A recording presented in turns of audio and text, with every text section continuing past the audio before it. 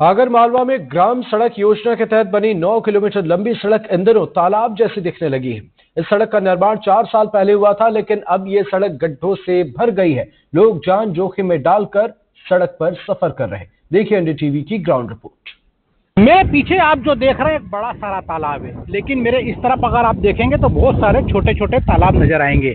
ये छोटे छोटे तालाब कैसे अस्तित्व में आए हैं, हम आपको आज दिखाने लाए हैं।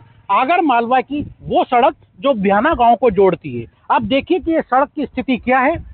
अभी छोटी बारिश हुई है, कुल 3 इंच बारिश भी अभी पूरी नहीं हुई इलाके में, और सड़क की स्थिति आप देख सकते हैं कि जो गड्ढे हैं वो तालाब में तब्दील हो चुके हैं। कुछ छोटे तालाब है, कुछ यहाँ पे बड़े तालाब है। सरकार हालांकि जल गंगा संवर्धन अभियान चला रही है, उसके अंदर काफी सारे तालाब को जल संग्रह के लिए बना रही है, लेकिन शायद ठेकेदार और अधिकारियों ने भी उस जल गंगा संवर्धन अभियान को अपने दिल पे ले लिया और अमल में इस तरह से लेके आए जल संवर्धन करने के लिए। आप देखेंगे कि ये जो लेयर्स हैं पूरी तरह से निकल चुकी है।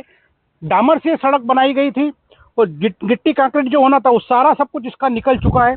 और ऐसे एक नहीं, दो नहीं, सैकड़ों पैथोल्स यहाँ पे आपको दिखने को मिलेंगे इस पूरी सड़क पे। इस सड़क की लंबाई जो है करीब 8 किलोमीटर से ज़्यादा है और लागत इसकी 64 लाख रुपए से ज़्यादा है। तो आप देखें तो यहाँ चलना दुश्वार होता है। वाहन कैसे चलते होंगे आप अंदाजा लगा सकते हैं। एक वाहन उधर से आ रहा है, अगर कैमरामैन दिखा सके तो किस तरह से सफ़र करते हैं। तो हम देखते हैं कि कैसे इन रास्तों से गुजर के जाते हैं। तो आप देखें कि ये उन्होंने बाईपास बना लिया है। किस तरह की समस्या देखते हैं आप यहाँ पे? समस्या बहुत बड़ी है। और सबसे बड़ी बात एक और बता दूं मैं आपको, विकास के जो मानक है उन मानक पे इस तरह की सड़कें विकास के मानकों के परिभाषा को बदलती हुई दिखाई देती है। ये प्रधानमंत्री ग्रामीण सड़क आगर से बिहाना के बीच में बनी हुई है और ये लगभग 2022 से 2027 तक के लिए रख रखाव के गारंटी पीरियड अभी उसमें है। मैंने सीएम हेल्पलाइन पे शिकायत की करी, कल अधिकारियों से बात हुई। ये खतरनाक, किसी का ध्यान नहीं है।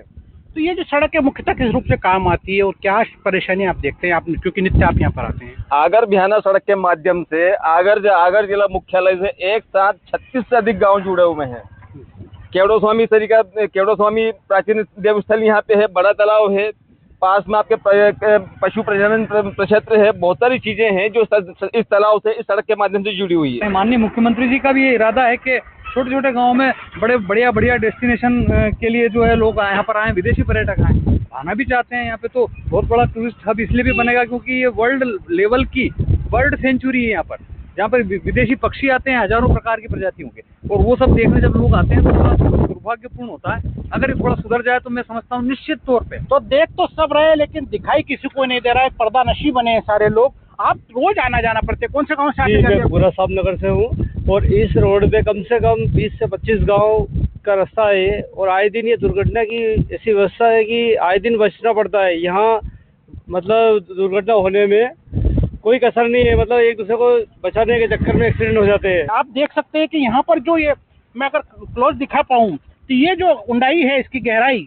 जो सड़क का पूरा डेप्थ है ये भी आ गया। इसके अलावा ये और नीचे तक उंगली जा रही है, यानी 4 से 5 इंच तक के गड्ढे यहाँ पे निर्मित हो चुके हो। केवल इतना ही नहीं, साइड की जो शोल्डर संधारण करने थे ठेकेदार को संबंधित, जिसको ठेका दिया गया, उसने वो नहीं किया। अगर वो करते तो देखिए कि साइड का हिस्सा है सड़क का, जो शोल्डर्स कहला जाता है, ये पूरी तरह से तालाब में तब्दील हो चुका है। यहाँ किसी तरह के शोल्डर संधारण की व्यवस्था दिखाई नहीं दे रही है। अब सवाल ये उठता है कि आखिर इतना सब होने के बाद भी क्यों जिम्मेदार अधिकारी मौन है, क्यों इस पर एक्शन नहीं लेते हैं, और किस तरह का परेशानियां आगे नागरिकों को या लोगों को उठाना पड़ेगी, कब जाके समस्या हल हो पाएगी। जरूरी ये है कि जो जिम्मेदार अधिकारी है इन तस्वीरों को देखकर स्वतः संज्ञान ले और आम लोगों की परेशानियों का हल करे। आगर मालवा से कैमरा सहयोगी रोशन बैरागी के साथ जफर मुल्तानी, एनडीटीवी। और इसी के साथ एनडीटीवी ग्राउंड रिपोर्ट में फिलहाल इतना ही। नमस्कार।